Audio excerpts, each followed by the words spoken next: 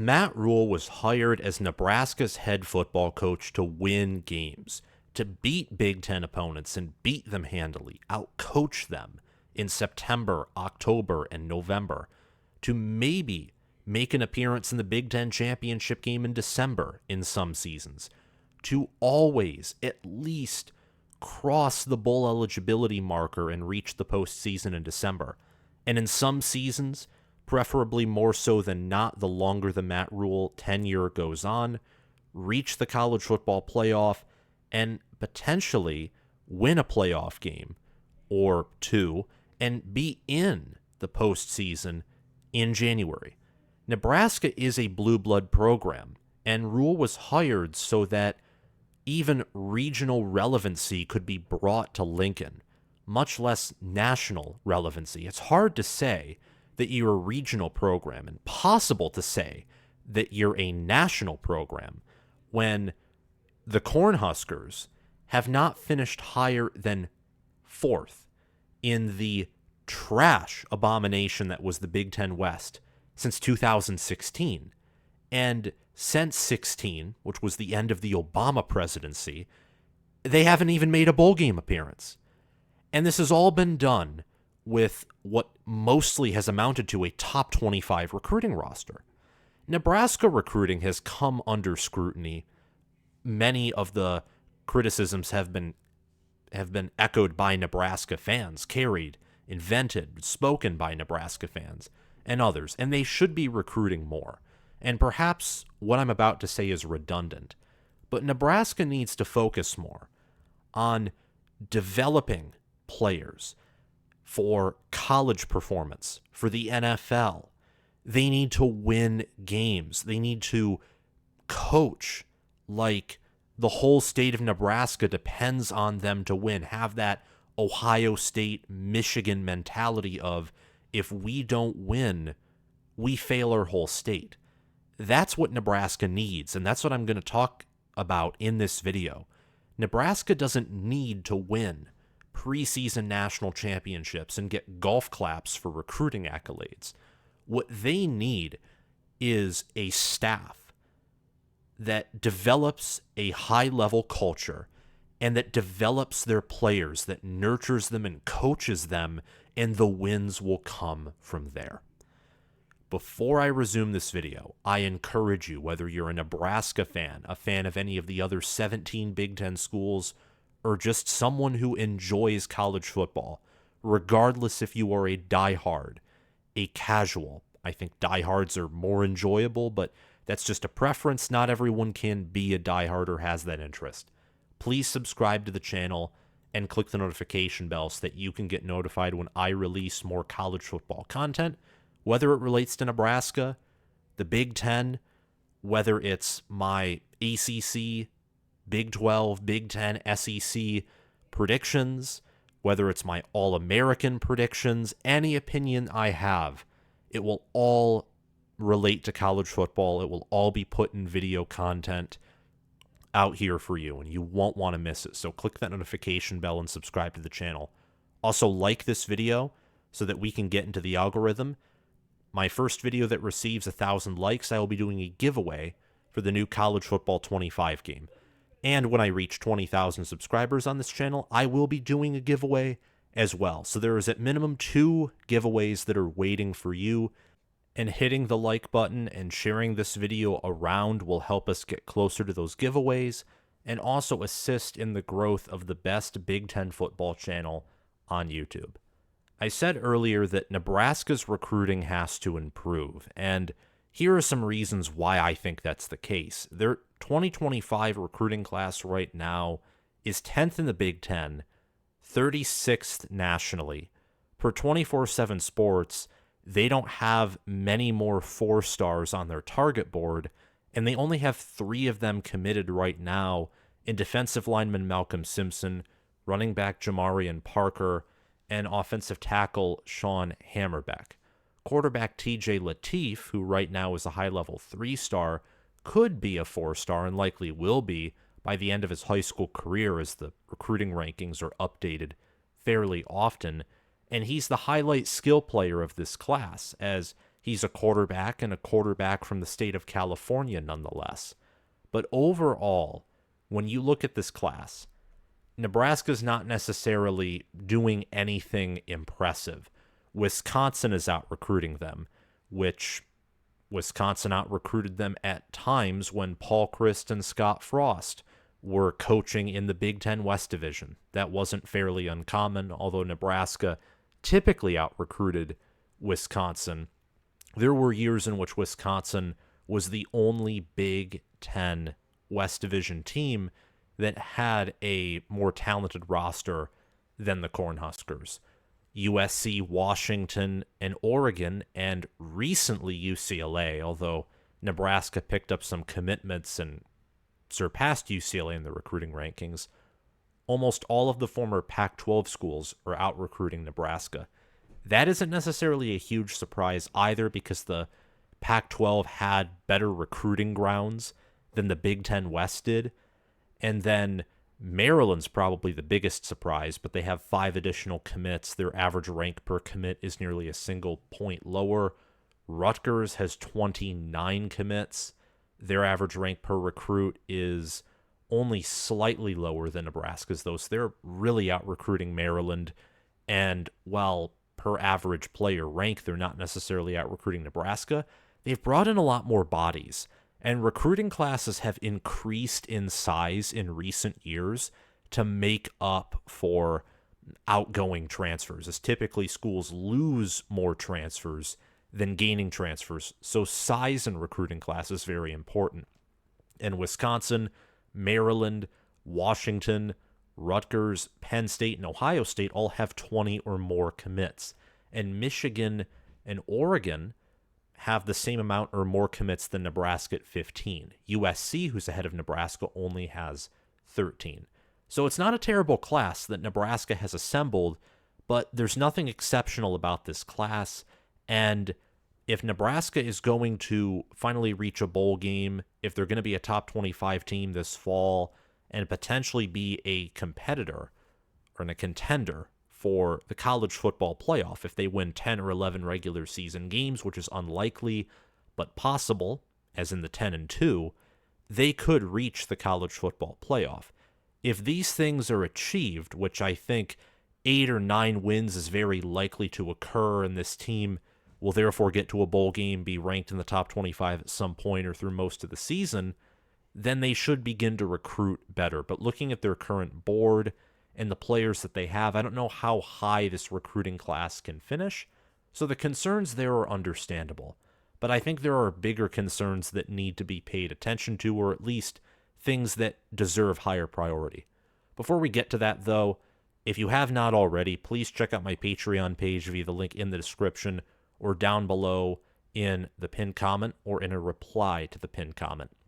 If you want some bonus content, sign up as an All-American member for $10 a month. If you simply want your name featured in the middle and end of every video with a shout-out at the end, you can sign up as an All-Conference member for $5 a month. And if you want the bonus content, the shout-out, and also free and signed College Football with Sam merchandise and direct messaging access, the free merchandise is after 6 months of Heisman membership. Sign up as a Heisman member for $25 a month. And the perks and bonuses, they stack. So the All-American gets what the All-Conference member has, plus some additional things. And the Heisman member gets what the All-American and All-Conference members have, plus some additional things. Check out the Patreon page and consider joining as a member. Again, via the link in the description or down below in the pinned comment. Same where my merchandise store links are. If you want a Nebraska-themed College Football with Sam t-shirt, if you're a fan of the other Big Ten schools and want their theme with the College Football with Sam logo on a t-shirt, you can check out my merchandise store. We also have College Football with Sam mugs, stickers, a sweater in a black or white color, or a long-sleeve t-shirt in a black or white color, if that's your thing. Even if you don't want to purchase anything, I would really appreciate it if you still clicked the link and browsed through, and maybe you'll change your mind. Again, you can find the links to my Patreon page and merchandise store in the description of this video and down below in the pinned comment or a reply to the pinned comment. Nebraska as we've already discussed, has recruited at a high level relative to the former Big Ten West. And yet, they still couldn't go to a bowl game. They couldn't go to Indianapolis when playing in the Big Ten West, which was a division that really weighed down the entire perception of what the Big Ten Conference was. Look at last year, look at 2022. The Big Ten West was wide, and I mean wide open. Same in 2021, same in 2020. 2019 was really the last season, and even then, Iowa and Minnesota were in the thick of it with Wisconsin, but that Wisconsin team was dominant. That was the last year in now the former Big Ten West where there was a team where after a few weeks you just thought this team's going to control the entire division, like what Ohio State had on the Big Ten East, and then what Michigan had on the Big Ten East for the previous 3 seasons. The West was so weak that it was wide open most of its years. And Nebraska, the only blue blood program in that division, and the school with Wisconsin that was far and away the most talented by recruiting rankings in that division, they couldn't even get to a bowl game. They couldn't finish with a winning conference record outside of 1 year, 2016. Where Nebraska had a soft schedule early, much like this coming season's schedule. They have recruited better than any of the former Big Ten West schools over the past 4 cycles. And the past 4 cycles, maybe 5th, are basically what makes up the current roster of a team. And if you're watching on YouTube, look at the graphic that's on display. This graphic, this charts average rank of a program's recruiting class over the previous 10 years, and then the average number of players drafted in the NFL for the previous 10 years. Nebraska is ahead of everyone in terms of recruiting in the former Big Ten West, and yet they are behind, well behind, Wisconsin and Iowa, averaging half the amount of players drafted that the Badgers and Hawkeyes produce. And in accordance to the rest of the Big Ten, they average less than Iowa, Wisconsin, Washington, Michigan State, Maryland, Oregon, Penn State, Michigan, Ohio State, along with Penn State and Oregon is kind of obvious. USC, even Minnesota. Only, from what I can tell on the graph, Rutgers, Indiana, Purdue is about right in line with Nebraska in terms of players per year drafted. Nebraska's had horrid development over the previous decade. Not just the Scott Frost era, the Mike Riley era too. This has been years upon years of bad development, bad coaching, bad program building. Coaching is that much more important than recruiting. Iowa is a prime example of this. Pittsburgh, when they won the ACC and then went 9-4 the following year, is a classic example. Utah is a phenomenal example of this. Washington, whether it was Chris Peterson or Kalen DeBoer, great example of this as well. Even Alabama, who's at the top of the graph in both recruiting and players drafted, is a prime example of this. Because Georgia and Ohio State are just behind them. Same with LSU, and really similar with Texas A&M, especially if you look in more recent history than the past decade. They're right behind Alabama in terms of recruiting. They're not too far away if they just stacked some more of those elite classes. And yet Alabama is way ahead of them in terms of players drafted, and in terms of the amount of dominant teams that they field year over year over year. The Cornhuskers, despite all of their recruiting, have no winning seasons. None. Since 2016.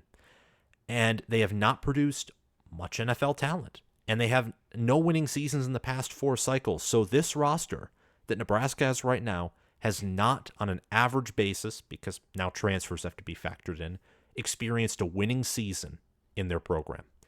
These same truths can be applied to the nearly the past decade of Nebraska football. The Huskers desperately need great coaching. So what are some indicators that this Nebraska football team is developed at a high level and well coached?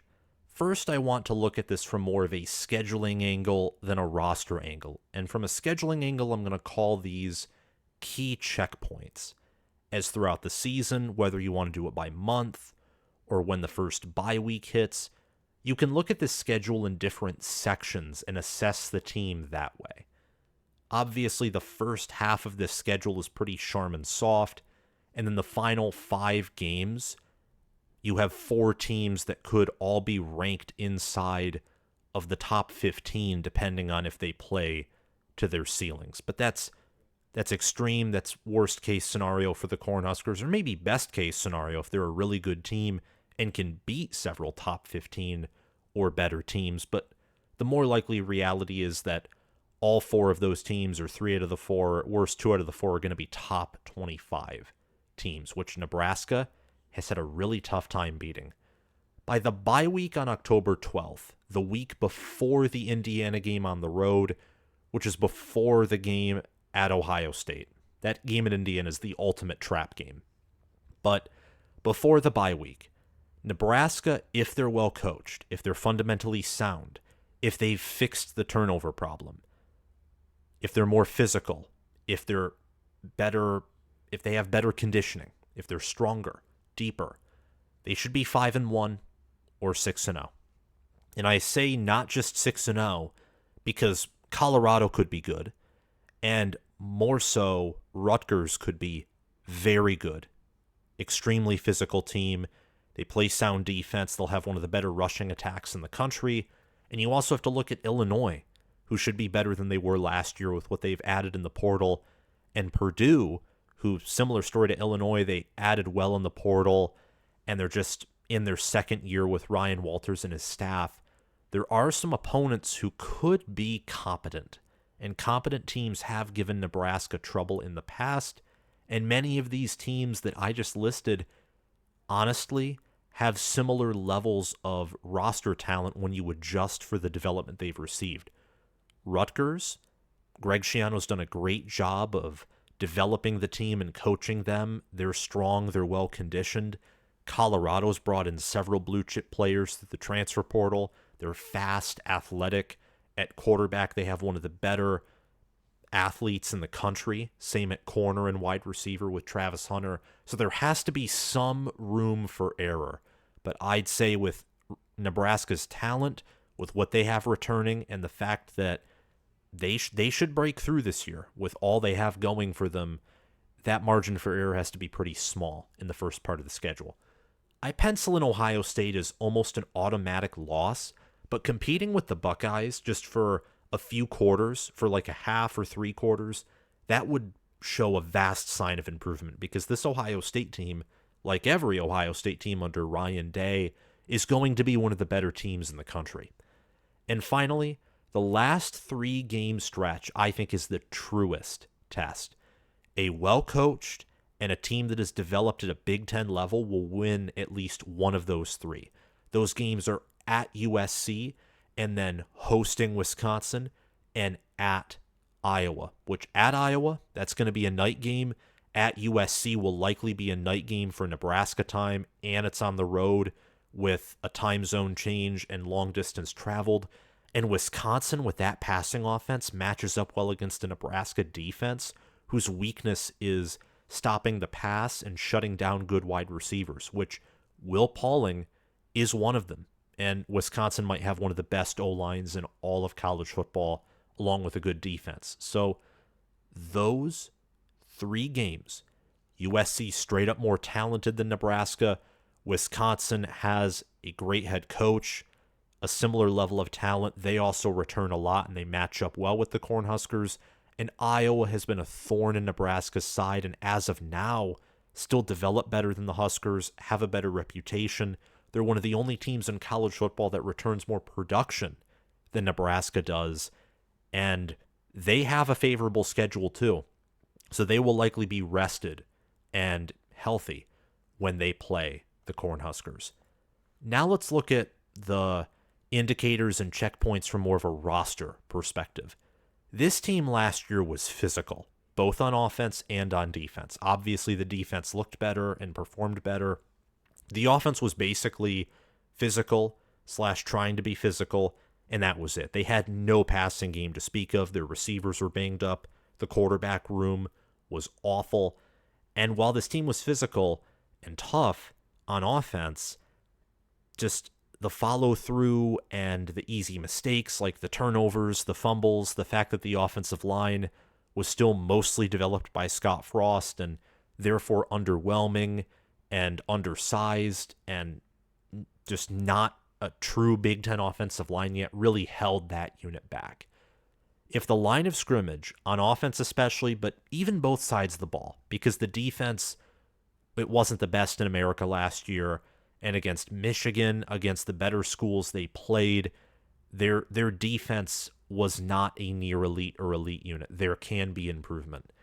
If both sides of the lines of scrimmage improve in 2024, that's a great indicator that this team is becoming more Big Ten ready, that Matt Rhule, Glenn Thomas, Marcus Satterfield, Donovan Raiola, and Tony White and the rest of the staffers are doing their jobs well. I've said this before, and I will say it over and over again. Trench play, especially on the interior, is the key to having success in the Big Ten. So if those areas look even better defensively and much more improved offensively compared to last season, then I think Nebraska is in great shape moving forward. On offense, outside of the lines of scrimmage, if the receivers are healthier, more explosive, more consistent, if the tight end room outside of Fedoni, someone else emerges, and especially at quarterback, if Raiola is who his talent ratings say he is, and some of that showcases in his freshman year at college, a much higher level than high school football, then I think we know that the offensive staff, which had major questions last season, especially with Marcus Satterfield, we know that they're the real deal. And on defense, I think the staff there is set. It's great. But if they are taken to an elite level, the defenses, that would be even more impressive than last year's performance by Tony White and Nash Hutmacher and Luke Reimer and Nick Henrich and Isaac Gifford and Tommy Hill. And a defense that I personally last year didn't think was going to be great. And they ended up being really, really impressive and one of the better defenses in the Big Ten West. And finally, I want to bring a little bit of Cornhusker history and say that Nebraska's tradition works. And Nebraska, as many of you know, they have a proud history of developing walk-on players into starters, occasionally great college players, and some of them were even drafted. And while college football has changed, the overall formula for winning big and being a program that is respected at the national and regional level and a team that people fear is great coaching. Think of Mark D'Antonio at Michigan State. They never recruited at a high level, and yet they won the Big Ten multiple times. They beat Ohio State multiple times, who at the time was the giant of the Big Ten and one of the giants of college football. They still are one of the giants of college football. They just don't rule the Big Ten with an iron fist anymore. And think about many other teams. Look at Kalen DeBoer's Washington last year. They did not have a roster that was top 15 or top 10 in raw talent, if you consider raw talent as recruiting talent. And yet they went 14-1, made it to the national championship game, and they diced Oregon twice and Texas, teams that were top 10 in team talent last year. Or Oregon may have just been outside of the top 10, but they were much more talented than Washington. And there are other teams like Clemson in 2015 or some of Jimbo Fisher's Florida State teams that weren't top 10 in talent. In some cases were even outside of the blue chip ratio. Less than half of their roster was made up of blue chip players, and yet they still competed at a high level. So recruiting is very important, but coaching is superior, period, amen. And if Nebraska wants to be a team that is taken seriously in the fall, development and coaching has to be prioritized. And then I think the recruiting will come with that. I think when players see that Nebraska is winning, they will want to come to Lincoln. Thank you guys so much for watching this video. Remember to like, subscribe, click the notification bell, and comment your thoughts down below. Thanks to Crash2488 and Nebraska Rascal for being Heisman members and sponsoring this video and channel. Thanks to Chris Lane, Connor Little OH, and Ismar for being All-American members and sponsoring this video and channel. And thanks to John Lynn, Roaming Gnome, Matthew Sale, Austin Christmas, and Janisha Cockrell for sponsoring this video and channel as all conference members. Have a great day, guys, and I will see you all soon. Bye-bye.